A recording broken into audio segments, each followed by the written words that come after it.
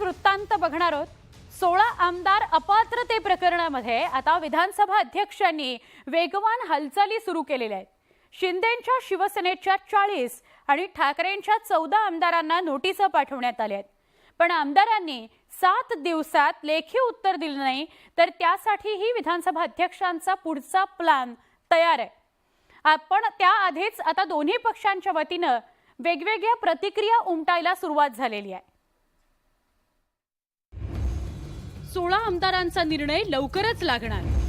विधानसभा अध्यक्षांच्या वेगवान हालचाली। कोर्टाच्या चौकटीतच अध्यक्ष निर्णय देतील। उद्धव ठाकरेंनी व्यक्त केला विश्वास। शिंदेंच्या शिवसेनेच्या 16 आमदार अपात्रते प्रकरणाच्या हालचालींना वेग आलाय।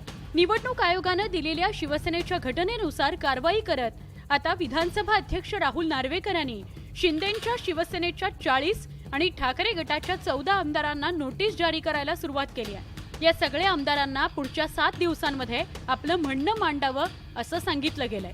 पण जर त्यांनी वेळेत लेखी उत्तर दिलं नाही तर मात्र अध्यक्षांकडून त्यांना प्रत्यक्ष सुनावणीलाही बोलावलं जाऊ शकतं। अध्यक्षांच्या या हालचालींवर आता उद्धव ठाकरेंनी प्रतिक्रिया दिली। सुप्रीम कोर्टाने जो अर्थ काढून दिलेला आहे त्याच्या पलीकडे कोणालाही पाहता येणार नाही। पाहायचं म्हटलं तरी सुप्रीम कोर्टाने अत्यंत स्वच्छ आणि स्पष्ट शब्दामध्ये त्यांचा निकाल दिलेला आहे आणि त्या निकालाच्या चौकटीमध्येच अध्यक्षांना निर्णय घ्यावा लागेल। समजा त्यातून त्या चौकटीच्या बाहेर त्यांनी जर निर्णय घेतला, मला वाटतं ते लोकशाहीला धरून होणार नाही आणि तसं अध्यक्ष वागतील अशी माझी अजिबात अपेक्षा नाही आहे। पण तसं जर केलं तर सुप्रीम कोर्टाचे दरवाजे आम्हाला तेव्हाही उघडे असणारच आहेत। आम्ही सुप्रीम कोर्टात दाद मागू शकतो। दुसरीकडे शिंदेंच्या शिवसेनेनं मात्र अध्यक्षांनी दिलेल्या वेळेवरच आक्षेप घेतलाय। आमदारांच्या करिअरचा विषय असल्यानं त्यांना म्हणणं मांडण्याकरता पुरेशी संधी मिळायला हवी अशी मागणी उत्पादन शुल्क मंत्री शंभूराज देसाईंनी व्यक्त केली आहे। 4-5 लाख लोकांच्यातनं निवडून आलेल्या विधानसभा सदस्याचं जेव्हा डिस्क्वालिफिकेशनचा आपण निर्णय घेत असतो तेव्हा त्याला पुरेशी संधी दिली पाहिजे। त्याचं लेखी म्हणणं मांडायला दिली पाहिजे, त्याचं तोंडी म्हणणं मांडायला दिली पाहिजे।